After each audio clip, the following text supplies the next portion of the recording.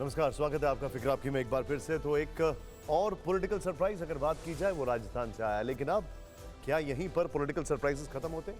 शायद नहीं, और भी बहुत कुछ हो सकता है। सबके अलावा बड़ी खबर आ रही है, बड़ी खबर गाजा की अगर बात की जाए तो हूती ने जो किया है उसके बाद नेतन्याहू बहुत गुस्से में हैं और शायद बाइडेन भी। कुछ बड़ा हमला यमन पर प्लानिंग की जा रही है, यह भी एक खबर है। लेकिन उससे पहले बड़ी खबर, ब्रेकिंग न्यूज नंबर 1, राजस्थान के नए मुख्यमंत्री भजन लाल शर्मा होंगे। दिया कुमारी प्रेमचंद को डिप्टी सीएम की जिम्मेदारी, 15 दिसंबर को राजस्थान में शपथ ग्रहण समारोह। दूसरी बड़ी खबर, मध्य प्रदेश छत्तीसगढ़ में शपथ ग्रहण समारोह कल। प्रधानमंत्री मोदी दोनों शपथ ग्रहण समारोह में शामिल होंगे। बीजेपी शासित राज्यों के मुख्यमंत्री और केंद्र के कई नेता मौजूद रहेंगे। तीसरी बड़ी खबर, मध्य प्रदेश कांग्रेस ने 14 दिसंबर को विधायकों की बैठक बुलाई। बैठक में नेता प्रतिपक्ष के नाम पर लग सकती है मोहर। सभी विधायकों को बैठक में शामिल रहने के लिए निर्देश है। एक और बड़ी खबर आ रही है, एआई की नकारात्मक चुनौती चिंता का विषय। प्रधानमंत्री मोदी ने कहा, एआई विकास और तबाही दोनों का टूल बन सकता है। एआई टूल्स आतंकियों के लिए हाथ लगना खतरनाक होगा, प्रधानमंत्री ने कहा। आर्टिफिशियल इंटेलिजेंस समिट 2023 में पीएम मोदी का संबोधन है। बड़ी खबर आ रही है, गृह मंत्री अमित शाह ने कि नेहरू वाले बयान पर राहुल का हमला। कहा, जवाहरलाल नेहरू ने पूरा जीवन देश को दिया, बीजेपी मुद्दों से भटकाने की कोशिश कर रही है, राहुल गांधी ने कहा। सीईसी नियुक्ति प्रक्रिया बिल राज्यसभा से पास, विपक्ष की आपत्तियों के बाद संशोधन के साथ बिल पारित हो गया। कांग्रेस का आरोप, भारत के प्रजातंत्र पर मोदी सरकार ने हमला किया। एक और बड़ी खबर, मनीष सिसोदिया की पुनर्विचार याचिका पर सुप्रीम कोर्ट में कल सुनवाई होगी। सिसोदिया के ने जमानत के लिए पुनर्विचार याचिका दाखिल की है। दिल्ली आबकारी घोटाले में आरोपी है मनीष सिसोदिया। सीबीएसई की 10वीं और 12वीं बोर्ड परीक्षा की तारीख घोषित। सीबीएसई बोर्ड की परीक्षा 15 फरवरी से शुरू होगी। लगभग 55 दिनों तक चलेगी बोर्ड की परीक्षाएं। और 9वीं बड़ी खबर, पाकिस्तान के खैबर पख्तूनवा में पुलिस स्टेशन पर हमला। फिदायीन हमले में 23 सैनिक मारे गए। बहुत बड़ी खबर है, तहरीके जिहाद पाकिस्तान ने हमले की जिम्मेदारी ली है। इन सभी खबरों के साथ अब आपको बताते हैं फिक्र आपकी में आज की हमारी बड़ी खबरें क्या हैं। कंटिन्यूएशन में पहली खबर, राजस्थान, मध्य प्रदेश, छत्तीसगढ़, तीनों राज्यों में बीजेपी ने सरप्राइज की तिकड़ी दी। क्या यह तिकड़ी 2024 में पीएम मोदी की हैट्रिक लगाने का दांव है? समीकरण बताएंगे। दूसरी खबर, लाडली बहनों से मिलकर कैसे भावुक हुए शिवराज, संकेतों में कैसे बताई अंदर की बात, जरूर देखिएगा। तीसरी खबर, 6 दिन में 2 बार मिले संकेत, क्या पीओ के बस आने वाला, डिटेल के साथ पूरी खबर। चौथी खबर, पीएम ने क्यों कहा आर्टिफिशियल इंटेलिजेंस विकास और तबाही दोनों का टूल है, क्या है एआई की चुनौती, खबर यह भी होगी। और पांचवी खबर, सिनवार से इजराइल का प्रतिशोध पूरा होने वाला है। नेतन्याहू ने चक्रव्यूह तैयार कर लिया। लेकिन सबसे पहले आज की बड़ी खबर, आज की सबसे बड़ी खबर राजस्थान से आई है। मध्य प्रदेश और छत्तीसगढ़ के बाद राजस्थान में भी प्रधानमंत्री नरेंद्र मोदी ने बड़ा सरप्राइज दिया है। सारे कयास, सारे अनुमान, सारी चर्चा बेकार साबित हुई। बीजेपी ने राजस्थान के मुख्यमंत्री के चेहरे के तौर पर ऐसे नेता को चुना जिसका अंदाजा किसी पॉलिटिकल पंडित को नहीं। विधायक दल की बैठक में भजन लाल शर्मा को मुख्यमंत्री बनाने का ऐलान किया, जिन्होंने पहली बार चुनाव लड़ा। भजन लाल शर्मा के नाम पर का प्रस्ताव पूर्व मुख्यमंत्री वसुंधरा राजे ने किया।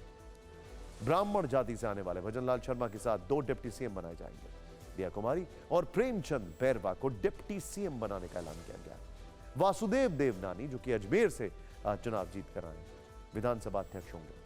भजन लाल शर्मा का नाम बहुत चौंकाने वाला है, क्योंकि राजस्थान में मुख्यमंत्री की रेस में 2 बार मुख्यमंत्री रही वसुंधरा राजे के अलावा जितेंद्र सिंह शेखावत, अर्जुन राम मेघवाल, दिया कुमारी, महंत बालकनाथ जैसे बड़े नाम शामिल थे। लेकिन पर्ची निकली भजन लाल शर्मा के नाम की। भजन लाल शर्मा के नाम के ऐलान से पहले ज्यादातर लोग उन्हें नहीं जानते होंगे। आपके मन में भी सवाल होगा कि आखिर भजन लाल शर्मा कौन है? 56 साल के भजन लाल शर्मा जयपुर की सांगानेर सीट से विधायक है। 48,000 वोट से वो चुनाव जीते, पहली बार विधायक बने। उन्होंने कांग्रेस के पुष्पेंद्र भारद्वाज को 48,000 से ज्यादा वोटों से हराया। भजन लाल शर्मा को संघ और संगठन दोनों का करीबी माना जाता है। वो राजस्थान बीजेपी प्रदेश महासचिव हैं, महामंत्री प्रदेश के 4 बार से हैं। भजन लाल शर्मा भरतपुर जिले के रहने वाले हैं, इसीलिए जयपुर से जब चुनाव लड़ा तो इनको बाहरी कहा गया। वो भरतपुर में बीजेपी के जिला अध्यक्ष की जिम्मेदारी संभाल चुके हैं। मुख्यमंत्री के नाम के ऐलान के बाद भजन लाल शर्मा बीजेपी के सीनियर नेताओं के साथ राजभवन पहुंचे। भजन लाल शर्मा ने राज्यपाल कलराज मिश्र को सरकार बनाने का दावा पेश किया। राजस्थान में शपथ ग्रहण समारोह 15 दिसंबर को होगा। इसी दिन राजस्थान के नए मुख्यमंत्री भजन लाल शर्मा का जन्मदिन भी। भजन लाल शर्मा को सीएम बनाना राजस्थान की राजनीति का टर्निंग पॉइंट है, क्योंकि इस फैसले से राजस्थान में एक झटके में पूरी लीडरशिप बदली। वसुंधरा राजे जैसे दिग्गज नेताओं के लिए संकेत है कि अब उनका वक्त ढल चुका है। भजन लाल शर्मा के नाम के ऐलान के बाद वसुंधरा राजे का चेहरा इसकी पूरी कहानी बयान कर रहा है। आपको एक इंटरेस्टिंग तस्वीर दिखाते हैं, ये देखिएगा। ये तस्वीर उस वक्त की है जब भजन लाल शर्मा के नाम का ऐलान होने वाला था। वसुंधरा राजे को नए सीएम के नाम का प्रस्ताव करना था। उनके हाथ में एक पर्ची थी।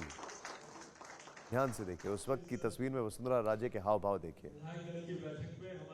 नए मुख्यमंत्री के नाम के ऐलान के बाद राजस्थान में क्या हलचल है, ये रिपोर्ट देखें।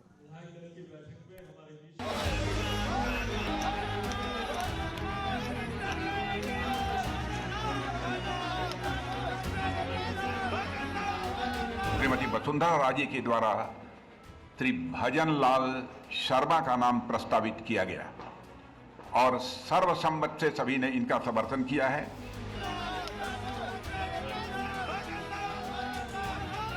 तो राजस्थान की अपेक्षा है हमसे, भारतीय जनता पार्टी से, हम माननीय हमारे यशस्वी प्रधानमंत्री नरेंद्र मोदी जी के नेतृत्व में हम राजस्थान का पूरी तरह से सर्वांगीण विकास किसी भी क्षेत्र में हो, निश्चित रूप से हम पूरा करेंगे।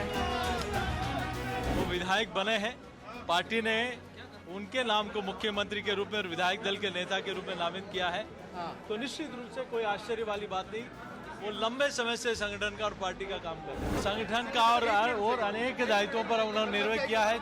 चुनावी पंचायत राज के चुनाव को काम करने का भी उनको अनुभव है, तो निश्चित रूप से इस काम में अच्छे प्रभावी काम करते हैं। यही तो हमारे पार्टी की खूबी है और यही हमारा अनुशासन है, और आने वाले समय पर देखेंगे कि बहुत बेहतर काम राजस्थान में होने वाला है। ये भारतीय जनता पार्टी में ही संभव है कि एक साधारण से कार्यकर्ता को अचानक से उठा के कह दिया जाता है कि तुमको बड़ी भूमिका निभानी है। तो कोई भी किसी भी समय किसी भी भूमिका में आ सकता है। ये मोदी राज में सब कुछ मुमकिन है। 3 बार के रहे महामंत्री, पूरा राजस्थान का दौरा किया हुआ अनुभवी व्यक्ति राजस्थान को आगे बढ़ाएगा।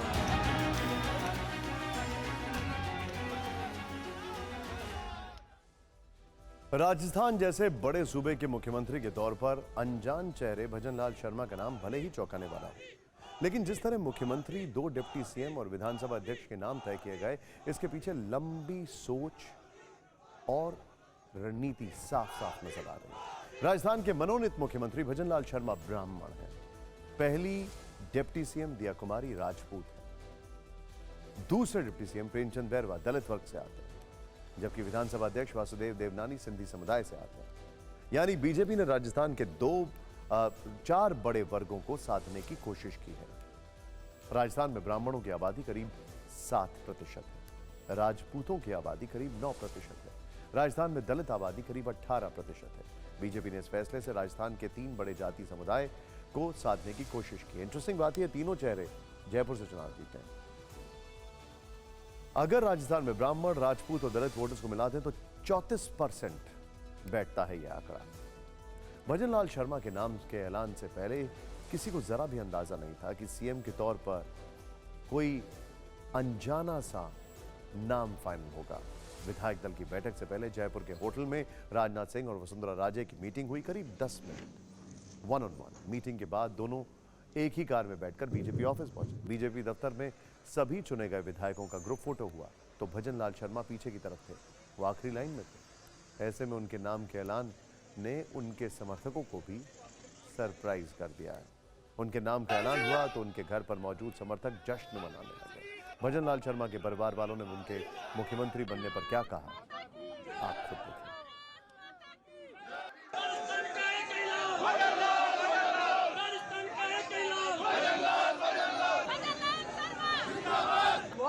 बहुत बढ़िया, भगवान की मर्जी है भैया। राज बाबा की बंसी बारे की आज सबने दिखाया, वो भगवान की मर्जी है। महाराज की बंसी बारे की मर्जी। प्रदेश की जनता को कुछ कहना चाहोगे? जनता को, प्रदेश की जनता को, हमारे सोच में बिठना बने तो भगवान बने जो भी बने। जनता का आभार और मोदी जी का आशीर्वाद और बंसी वाले की कृपा है।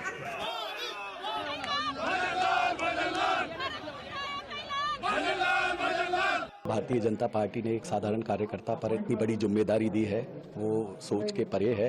और भारतीय जनता पार्टी जो करती है, इसी तरह से एक साधारण कार्यकर्ता को नीचे से उठाकर इस कुर्सी पर पहुंचाती है। संगठन के साथ पूरा मतलब बीजेपी के सभी कार्यकर्ता संघनिष्ठ सभी पूरी मेहनत की है, रात दिन जागकर पूरे बहुत अच्छी तरीके से, जिसका परिणाम हम 50,000 मतों से सांगानेर में विजयी रहे।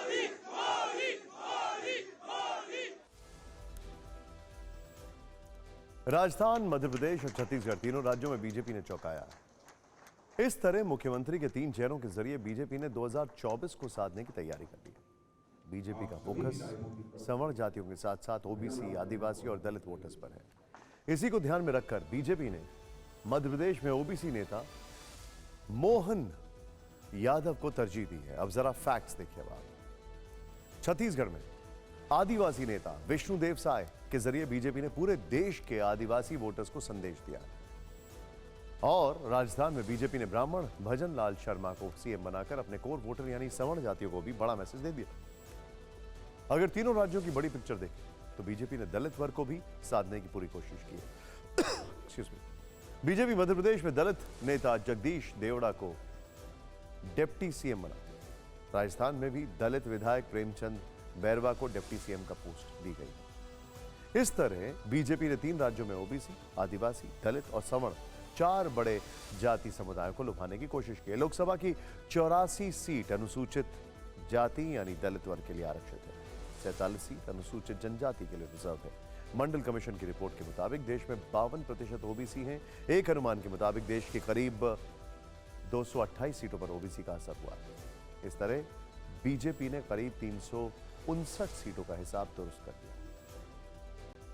3 राज्यों के सरप्राइज 2024 के लोकसभा चुनाव के लिहाज से प्रधानमंत्री नरेंद्र मोदी का मास्टर स्ट्रोक माना जा रहा है। बीजेपी ने तीनों राज्यों में दलितों को अच्छी खासी तवज्जो दी। दलितों को सोचिए जरा, अब इसको कैसे हम ट्रांसलेट करते हैं। पूरे देश में अनुसूचित जाति के लिए 84 लोकसभा सीटें रिजर्व हैं, जिनमें यूपी में 17 सीट, पश्चिम बंगाल में 10 सीट, बिहार में 6 सीट, राजस्थान में 4 और मध्य प्रदेश में 4 सीटें आरक्षित। बीजेपी ने अनुसूचित जनजाति आदिवासी वोटर्स पर अपना फोकस बढ़ाया है। इसी रणनीति के तहत बीजेपी ने आदिवासी द्रौपदी मुर्मू को राष्ट्रपति बनाया। अब राज्यों में भी आदिवासी वर्ग को तरजीह मिली।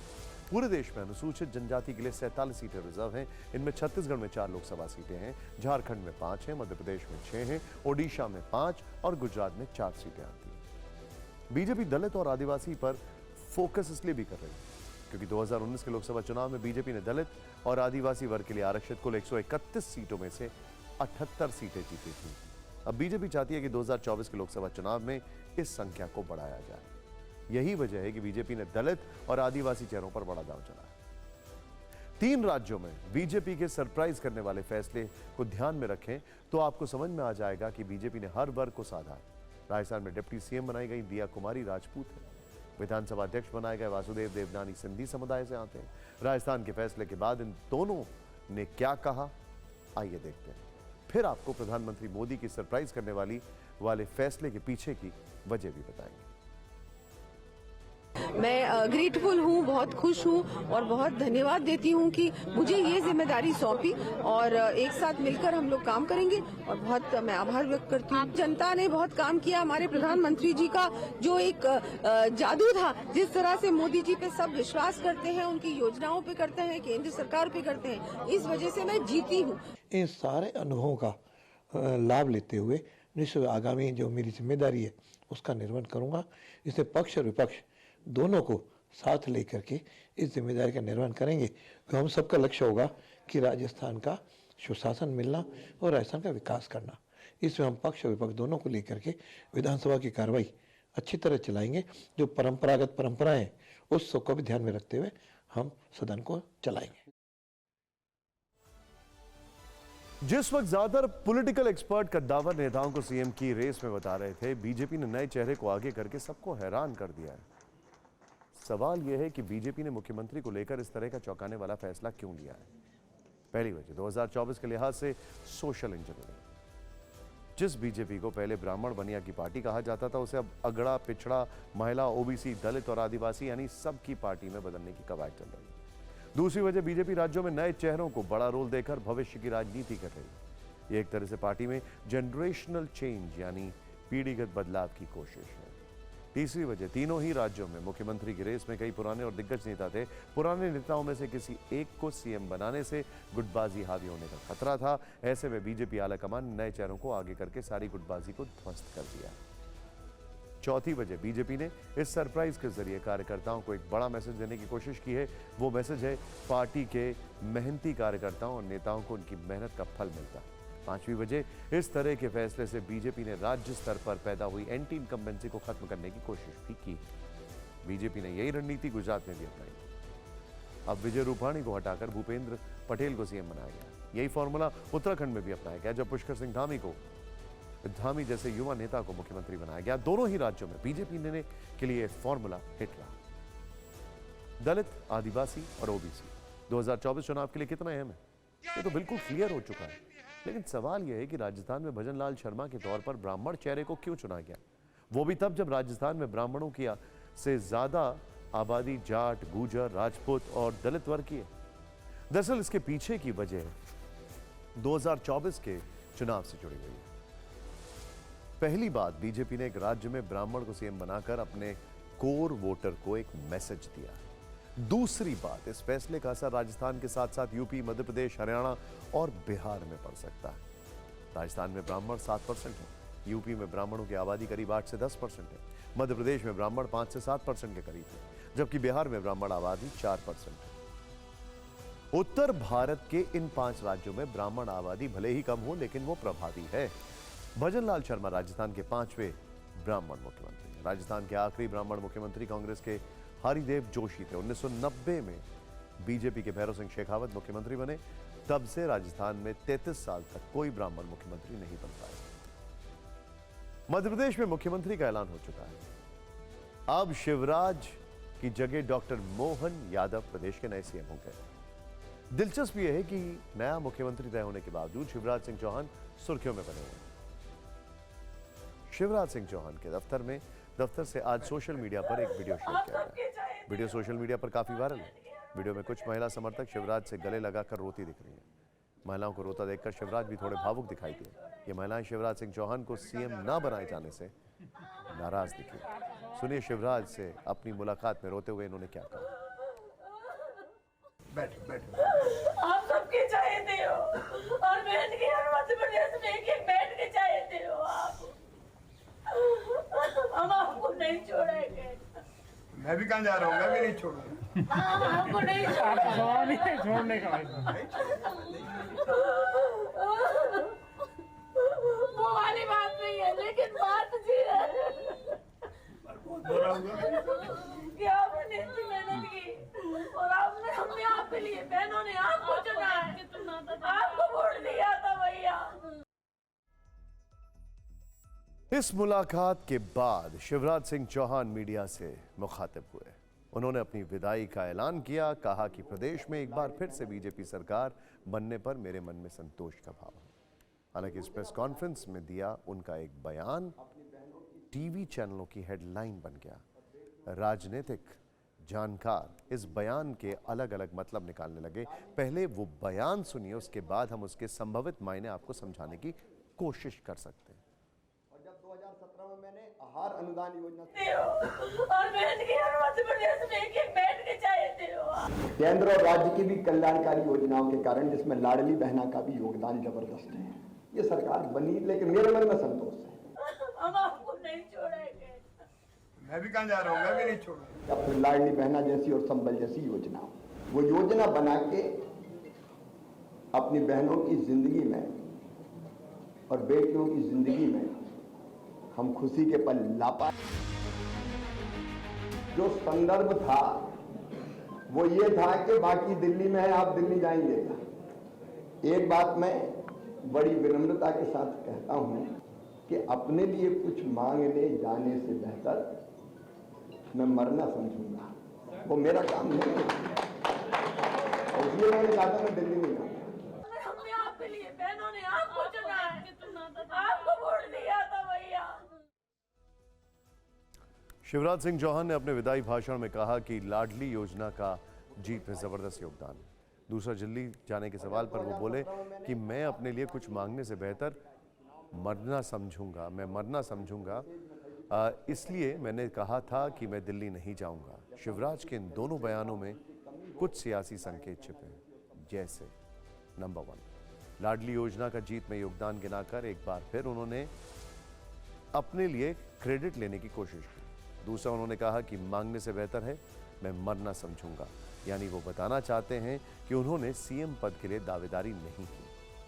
तीसरा, दिल्ली नहीं जाऊंगा कहने से उनका इशारा यह है कि वो राज्य की राजनीति में ही रहना चाहते हैं, केंद्र की पॉलिटिक्स का रुख नहीं करना चाहते। हालांकि आखिर में गेंद पार्टी के पाले में डालते हुए उन्होंने कहा कि पार्टी जो भी फैसला करेगी वो स्वीकार करेंगे। इंटरेस्टिंग बात यह है कि जब वसुंधरा दिल्ली आ रही थी तब शिवराज कहां थे? शिवराज कमलनाथ के गढ़ में थे, जहां पर बीजेपी को एक भी सीट नहीं मिली थी। इन सब से अलग अब एक अलग खबर की ओर रुख करते हैं और बड़ी हलचल है भाई। पीओके आने वाला, पाक अधिकृत कश्मीर की बात। पीओके को लेकर संसद में मोदी सरकार के तेवर से पाकिस्तान में खलबली मच गई है। 6 दिसंबर और 11 दिसंबर यानी 6 दिन में 2 बार ऐसा हुआ है जब इस मुद्दे पर संसद में केंद्रीय गृह मंत्री अमित शाह ने आक्रामक तेवर दिखाए। इसी दौरान सरकार ने जम्मू कश्मीर से जुड़े 2 विधेयक संसद से पारित कराए, जिनमें वहां की विधानसभा का नए सिरे से परिसीमन किया गया है। इस नए परिसीमन में पाकिस्तान के कब्जे वाले कश्मीर को भी शामिल किया गया है। इसके तहत पीओके के लिए 24 सीटों का प्रावधान है। ऐसे में सवाल ये उठ रहा है, क्या अब पीओके भारत का हिस्सा बनने वाला है? क्या पाक अधिकृत कश्मीर का काउंटडाउन शुरू हो चुका है? क्या पाकिस्तान के कब्जे वाले कश्मीर में कुछ बड़ा होने वाला है? ये हम क्यों कह रहे हैं? आपके लिए, इसके लिए आप संसद में गृह मंत्री अमित शाह के दिए बयान को सुनिए। जम्मू में पहले 37 सीटें थी, अब 43 हुई है, 43 हुई है। कश्मीर में पहले 46 थी, अब 47 हुई है। और पाक ऑक्यूपाई कश्मीर की 24 सीटें, क्योंकि वो हमारा है, हमने रिजर्व रखी है मान्यवर, 24 सीटों को। और पाक ऑक्यूपाई कश्मीर की 24 सीटों को आरक्षित रखा गया है, क्योंकि हम अभी भी मानते हैं, कोई जिसको जो बोलना है वो बोले। इस सदन में बोला हुआ शब्द इतिहास बनता है। मैं आज फिर से कहना चाहता हूं, पाक ऑक्यूपाई कश्मीर भारत का है, हमारा है, और हमसे कोई नहीं। सुना आपने? देश के गृह मंत्री अमित शाह कह रहे हैं कि पाकिस्तान अधिकृत कश्मीर भारत का है और इसे कोई छीन नहीं सकता है। पहले भी संसद में प्रस्ताव पारित हो चुका है कि पीओके भारत का अभिन्न अंग है। लेकिन पिछले कुछ महीने में पाक अधिकृत कश्मीर की चर्चा ने तेजी पकड़ी है। जबरदस्त हलचल पीओके में भी है।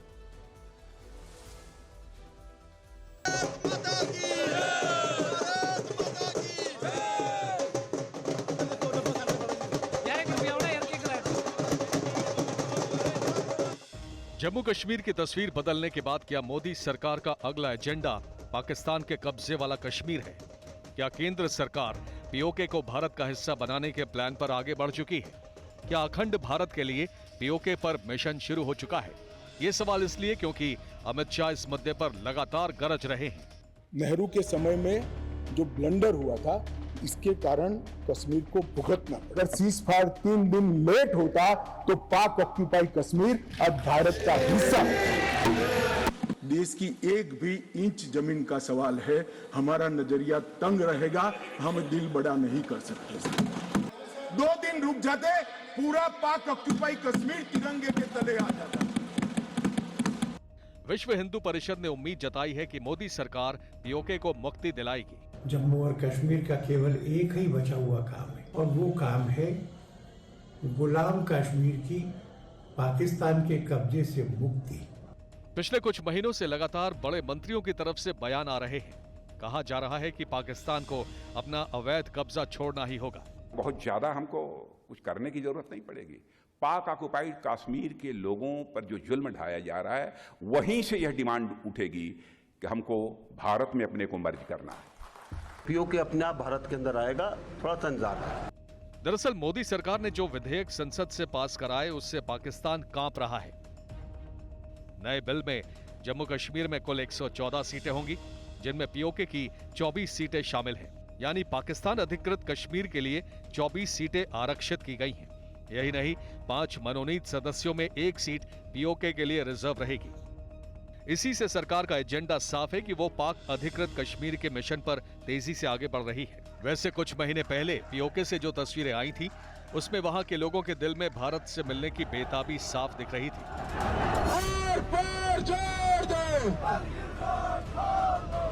रास्ते में डाउन पैदा करोगे तो हम करगिल जाके दिखा।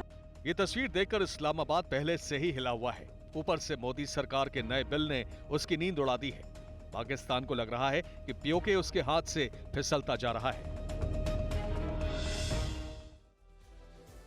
ऐतिहासिक रूप से पीओके जम्मू कश्मीर रियासत का हिस्सा।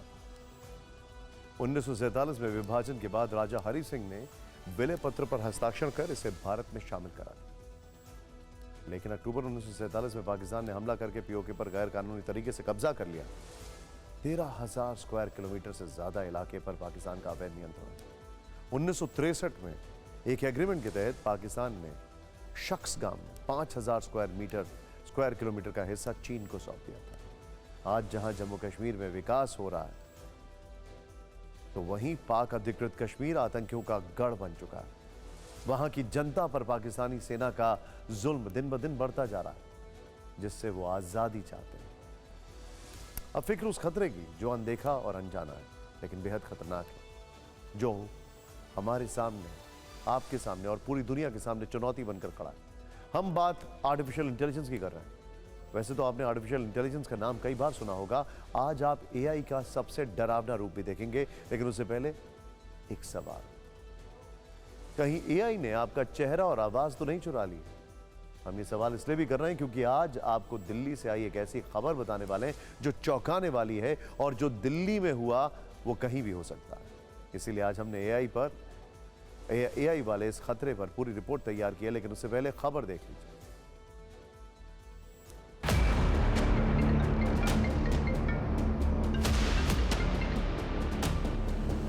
कोई अननोन कॉल आई, मैं पुलिस वाला बोल रहा हूँ, आपके भतीजे को हमने किडनैप किया हुआ है।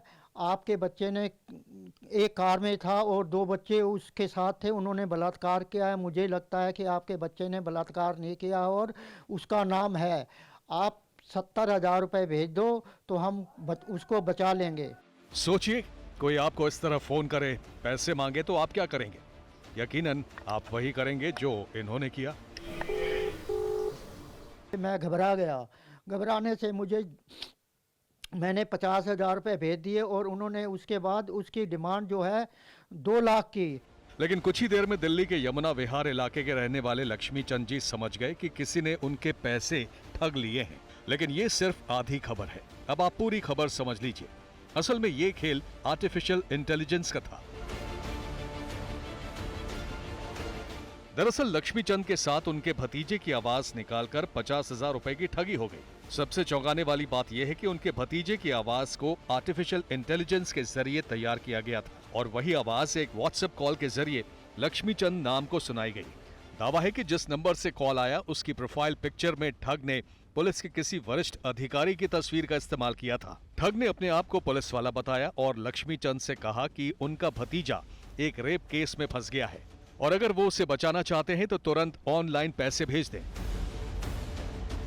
इसके बाद ठग ने लक्ष्मी चंद को उनके भतीजे से बात कराई, जो आर्टिफिशियल इंटेलिजेंस के जरिए तैयार की गई थी और हूबहू असली लग रही थी। फोन पर अपने भतीजे को रोता हुआ सुनकर लक्ष्मी चंद घबरा गए और उन्होंने तुरंत 50,000 रुपए उस नंबर पर ऑनलाइन भेज दिए। लेकिन थोड़ी देर बाद जब उन्होंने अपने भतीजे के घर पर फोन किया तो सच का खुलासा हुआ। उनका भतीजा उस वक्त घर पर ही था और एआई के जरिए डीप फेक आवाज निकालकर चाचा के साथ ठगी हो गई।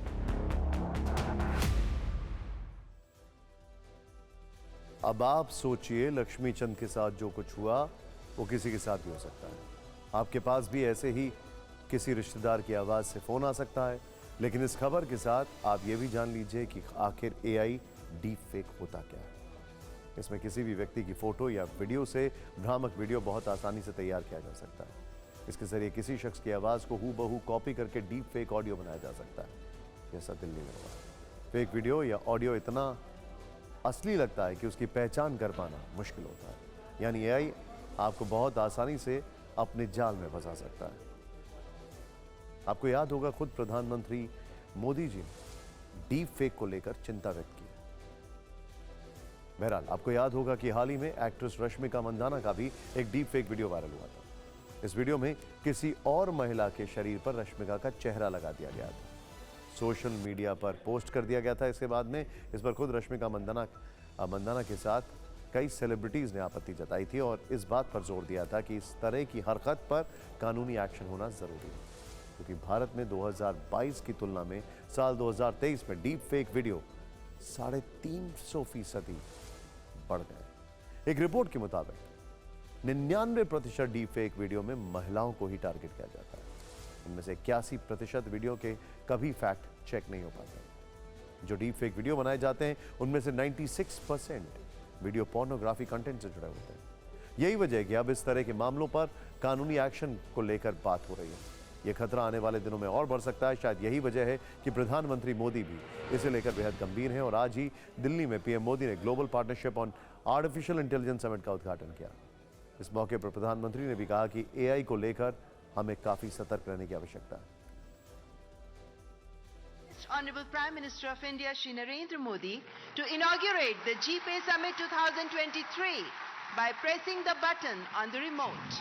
Artificial intelligence emerges as a frontier. पूरी दुनिया में बहुत बड़ी डिबेट छिड़ी हुई है। इस डिबेट से पॉजिटिव और नेगेटिव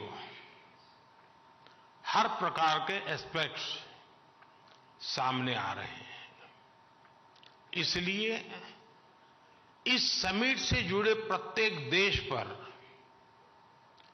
बहुत बड़ा दायित्व है। India utilizes AI across diverse fronts. AI के प्रभाव से वर्तमान और आने वाली पीढ़ियां कोई भी छूटी नहीं है। हमें बहुत सतर्कता के साथ, बहुत सावधानी के साथ आगे बढ़ना है। कहा जाता है कि आर्टिफिशियल इंटेलिजेंस डिजिटल युग के लिए वरदान है, लेकिन सोशल मीडिया वाले युग में इसके खतरे उससे कहीं ज्यादा। मौजूदा वक्त में हाईटेक अपराधी जिस तरह से एआई का इस्तेमाल कर रहे हैं वो साइबर क्राइम को तेजी से बढ़ा रहा है। इसके अलावा महिलाओं के खिलाफ अपराध को भी एआई से बढ़ावा मिला है। चक्रव्यूह में सिनवार, ये बहुत बड़ी खबर है। उत्तरी गाजा के बेट हनन में इजराइल की स्ट्राइक हुई है। इजरायली स्ट्राइक में 2 यूएन स्कूल तबाह होने का दावा। एयर स्ट्राइक में स्कूलों की इमारत पूरी तरह जमींदोज हो गई है। फिलिस्तीनी मीडिया के हवाले से यह हमले पर बड़ा दावा किया गया है। ये देखिए तस्वीरें जरा। बेट हनन में यूएन स्कूलों पर बमबारी। आज गाजा जंग को 67 दिन पूरे हो चुके हैं। इजराइल के रक्षा मंत्री योव गैलेंट ने दावा किया है कि जबालिया और शेजिया में हमास के आखिरी गढ़ को चारों तरफ से घेर लिया गया है। गैलेंट ने हमास के डिप्टी चीफ सिनवार को भी धमकी दी। गैलेंट ने कहा है कि उसका खात्मा भी हमास के बाकी लड़ाकों की तरह ही होने वाला है। इस बीच खान यूनिस में एक बार फिर आईडीएफ ने स्ट्राइक की है, तो हमास ने भी रॉकेट अटैक कर इजराइल के सामने हार नहीं मानने की चेतावनी दी।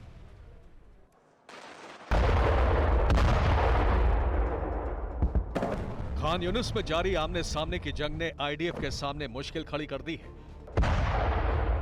यहां इजरायली सैनिकों को हमास लड़ाकों से कड़ी चुनौती मिल रही है। ग्राउंड ऑपरेशन के दौरान हमास के लड़ाके घात लगाकर इजरायली फोर्सेस पर अटैक कर रहे हैं।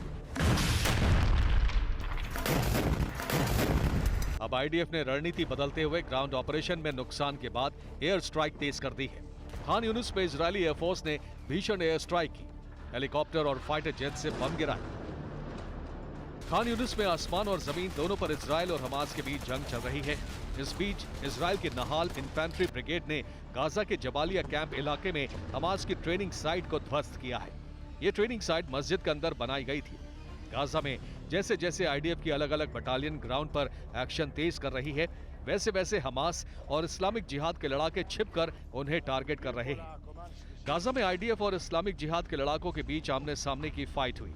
इस्लामिक जिहाद के लड़ाकों ने इजरायली टैंक को निशाना बनाया। आरपीजी के जरिए टैंक पर अटैक किया गया। अल कुद्स ने हमले का वीडियो जारी किया है।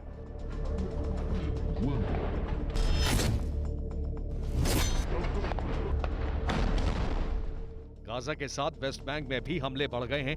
जेनिन कैंप के पास आईडीएफ ने बड़े हमले को अंजाम दिया। अल दहाब में रिहायशी बिल्डिंग को बमबारी कर उड़ा दिया। बिल्डिंग में हमास का कमांड सेंटर होने का दावा किया गया था। यहां हमास लड़ाकों के छिपे होने की आशंका थी। 67 दिन से जारी जंग में आईडीएफ की तरफ से दक्षिणी गाजा में अपने 3 और सैनिकों के मारे जाने की घोषणा की गई। खान यूनिस में ग्राउंड ऑपरेशन के दौरान जवानों की जान गई। इनमें मेजर और कैप्टन शामिल हैं। दक्षिणी गाजा में हमास के खिलाफ ऑपरेशन के दौरान आईडीएफ को काफी नुकसान उठाना पड़ रहा है। यहां टनल में धमाके से 5 इजरायली सैनिकों की मौत हो गई। आईडीएफ के सैनिकों को टारगेट करने के लिए टनल में विस्फोटक छिपाकर रखा गया था। यहां 400 से ज्यादा इजरायली वाहन भी तबाह हुए हैं। इस बीच कई दिन शांत रहने के बाद हमास की तरफ से इजरायल के खिलाफ बड़ा रॉकेट अटैक किया गया। तेल अवीव समेत सेंट्रल गाजा के अलग अलग इलाकों को टारगेट करते हुए हमास की तरफ से रॉकेट दागे गए। आयरन डोम ने कई रॉकेट्स को हवा में ही नष्ट कर दिया। इजरायल का मकसद अब जल्द से जल्द गाजा के लादेन याह्या सिनवार का सफाया करना है। लिहाजा वो दक्षिणी गाजा में एयर स्ट्राइक के साथ ग्राउंड ऑपरेशन तेज कर रहा है, क्योंकि आशंका है कि सिनवार खान यूनिस के इलाके में ही छिपा हुआ है। सिनवार के सफाई के साथ युद्ध खत्म होने की अटकलों के बीच इजरायली रक्षा मंत्री ने साफ किया है कि जब तक इजरायल अपने लक्ष्य हासिल नहीं कर लेगा तब तक युद्ध नहीं रुकेगा। यानी हमास के एक एक लीडर और लड़ाके का खात्मा होगा। लड़ाई सिर्फ जंग के मैदान में नहीं लड़ी जा रही है, बल्कि 7 अक्टूबर के नरसंहार के बाद पर्दे के पीछे से भी एक युद्ध जारी है। यह मिशन दुनिया भर में इजरायली नागरिकों की सुरक्षा से जुड़ा है, जिसके लिए खुफिया एजेंसी मोसाद ने महाअभियान चल दिया। यरूशलेम पोस्ट ने दावा किया कि मोसाद का यह सबसे बड़ा डिप्लॉयमेंट है। यहूदियों पर हमले की आशंका की वजह से एजेंट एक्टिव हैं। ताज़ा मामला यूरोप के देश साइप्रस का है, जहां पर मोसाद ने इजरायली लोगों को मारने की साजिश को नाकाम कर दिया। लेकिन मोसाद का पूरा प्लान क्या है और दुनिया भर में यहूदियों को किससे खतरा है, आप देखिए। गाजा युद्ध के बीच दुनिया की सबसे खतरनाक खुफिया एजेंसियों में शामिल मोसाद ने ईरान के खिलाफ मिशन छेड़ दिया है। उसके जासूस अब पूरी दुनिया में फैल गए हैं। रिजर्व में रखे गए एजेंट्स भी ड्यूटी पर तैनात किए जा चुके हैं। मकसद सिर्फ एक ही है कि इजरायल के लोग या यहूदी चाहे किसी कोने में हो, उनको कोई नुकसान न पहुंचा सके। मोसाद को यहूदियों पर ईरान समर्थित गुटों के हमले की आशंका है, इसलिए उसके जासूस ईरानी साजिश फेल करने के लिए दुनिया के कोने कोने में पहुंच गए। इतने बड़े स्तर पर अभियान मोसाद ने पहली बार छेड़ा है। खूंखार खुफिया एजेंसी मोसाद से उसके दुश्मन भी खौफ खाते हैं, लेकिन 7 अक्टूबर को हमास के हमले के बाद दुनिया भर में उसकी जमकर किरकिरी हुई है। अब मोसाद ने हमास और उसके आका ईरान के खिलाफ पलटवार के लिए अपने खतरनाक जासूसों की तैनाती की। यूरोप से लेकर लैटिन अमेरिका तक ईरानी प्रॉक्सी गुटों के प्लान को नाकाम किया जा रहा है। दावा है कि इसी ऑपरेशन के तहत पर्दे के पीछे रहकर साइप्रस में मोसाद ने यहूदियों की जान बचाई। यरूशलेम पोस्ट की रिपोर्ट के मुताबिक साइप्रस की घटना एक उदाहरण बस है। ऐसे कई मामले सामने आए हैं जब इजरायल के एजेंट्स ने सीक्रेट तरीके से यहूदियों की रक्षा की। इससे पहले ब्राजील में इसी तरह का ऑपरेशन करके हमले को नाकाम किया गया था।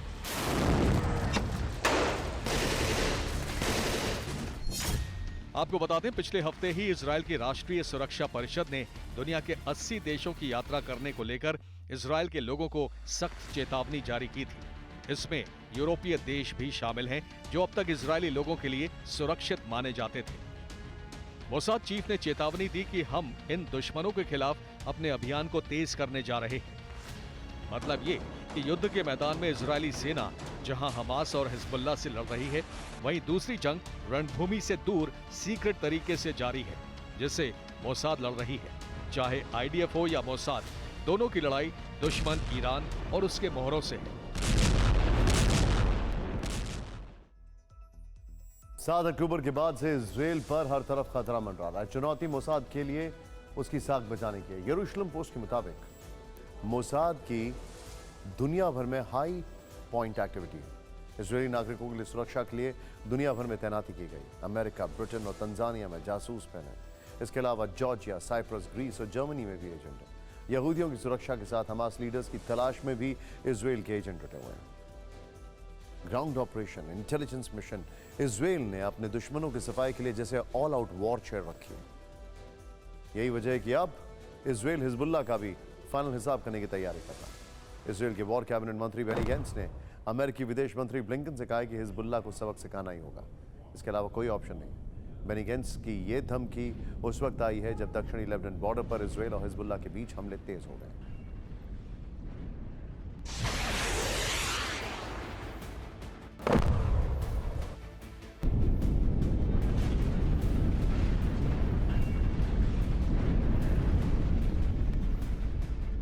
जैसे जैसे इजराइल हमास के खात्मे के करीब पहुंच रहा है, वैसे वैसे हिजबुल्लाह अपने तेवर और आक्रामक कर रहा है। आईडीएफ ने जैसे ही उत्तर से लेकर दक्षिणी गाजा तक अपने ऑपरेशन का दायरा बढ़ाया, हिजबुल्लाह ने उत्तरी इजराइल के बॉर्डर पर हमलों में इजाफा कर दिया। हिजबुल्लाह के लड़ाकों ने उत्तरी इजराइल के फसूटा शहर को टारगेट करते हुए भीषण हमला किया है। हिजबुल्लाह की तरफ से कई रॉकेट दागे गए।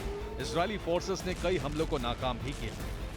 इजरायली पीएम नेतन्याहू हिजबुल्लाह को पहले ही धमकी दे चुके हैं कि नसरल्लाह आग से ना खेले, वरना बैरूत गाजा में तब्दील हो जाएगा। हालांकि नेतन्याहू की धमकी का हिजबुल्लाह पर कोई असर होता नहीं दिखता, क्योंकि हिजबुल्लाह की तरफ से वीडियो जारी कर एक बार फिर इजराइल को धमकी दी गई। हिजबुल्लाह ने अपने वीडियो में इजराइल के कई ठिकानों को टारगेट करते हुए दिखाया और इजरायली फोर्सेस को उकसाया।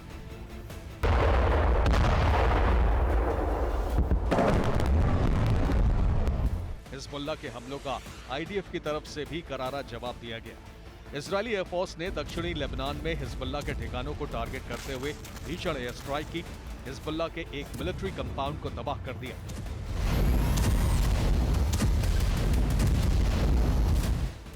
हिजबुल्लाह के खिलाफ हमलों के बीच इजराइल ने अमेरिका को बता दिया कि नसरल्लाह को सख्त जवाब देना जरूरी है।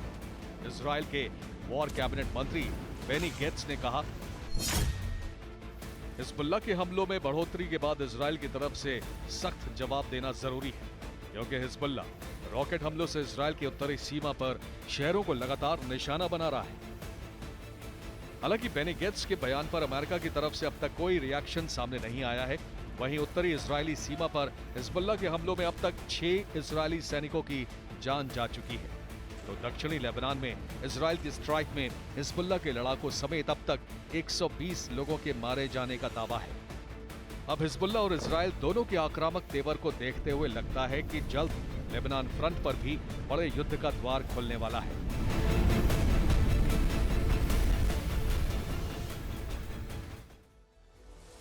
हिजबुल्लाह के अलावा यमन की तरफ से एक मोर्चा हूती ने खोल रखा है। उसने धमकी दी है कि इजराइल की ओर जाने वाले एक एक जहाज को वो टारगेट करेगा। इस धमकी के 24 घंटे बाद ही हूती लड़ाकों ने लाल सागर में बड़ा मिसाइल अटैक कर दिया। नॉर्वे के टैंकर पर विद्रोहियों ने हमला किया। बायोफ्यूल से लदे टैंकर स्ट्रिंडा पर क्रूज मिसाइल से बाब अल मंदाब स्ट्रेट पर अटैक किया गया। यह लगातार दूसरा दिन है जब रेड सी में हूती का इतना बड़ा हमला हुआ। तो क्या लाल सागर से विश्व युद्ध की चिंगारी उठ रही है? ऐसा हम क्यों कह रहे हैं? इसके लिए आपको इस इलाके को समझना होगा। पहले आप मैप देखिए, ये देखिए नॉर्वे के टैंकर पर मिसाइल अटैक होता है। ये है रेड सी, बाब अल मंदाब स्ट्रेट, जो आपको यहां पर दिखाई दे रहा है। अब ये देखिए यमन, रेड सी, ये सारी चीजें अब आपके सामने। यहीं पर नॉर्वे के टैंकर पर मिसाइल अटैक हुआ है। बैलिस्टिक मिसाइल से हमला किया गया है। यमन से एंटी शिप मिसाइल दागी गई। अमेरिकी नौसेना टैंकर के नजदीक मौजूद है, लगातार कमर्शियल शिप पर हमले कर रही होती है। इजराइल के अलावा दूसरे देशों की शिप पर भी हमले कर रहा होती है। सवाल यह है कि हूती के पास इतनी ताकत कहां से आई? हिजबुल्लाह की तरह यहां भी खेल ईरान का है और शिप हमले में ईरान का दृश्य हाथ दिखा है। ईरान की मिसाइल C-801 से हूती ने कमर्शियल शिप को निशाना बनाया गया। कहा जा रहा है कि ईरान की फौज ने यह मिसाइल उसे दी है। एक एंटी शिप मिसाइल है। कल ही अमेरिकी शिप ने हूती का एक ड्रोन मार गिराया था। लेकिन हूती के पीछे सिर्फ ईरान ही नहीं खड़ा है। TV9 भारतवर्ष की एक्सक्लूसिव जानकारी है कि हूती विद्रोहियों को चीन से भी हथियारों की सप्लाई हो रही है। यानी इजराइल हमास जंग में चीन की एंट्री का दावा है। चीन युद्ध को और भड़काना चाहता है, लेकिन बेंजामिन नेतन्याहू ने चीन की चाल पर पानी फेरने की तैयारी कर ली। क्या है प्लान? इस रिपोर्ट में।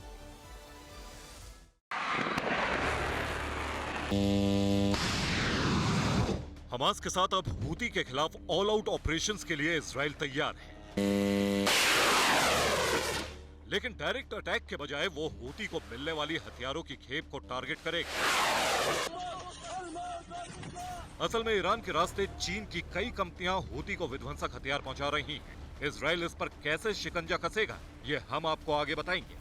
पहले आप ये जान लीजिए कि चीन की वो कौन सी कंपनियां हैं जो हूती को मजबूत कर रही हैं।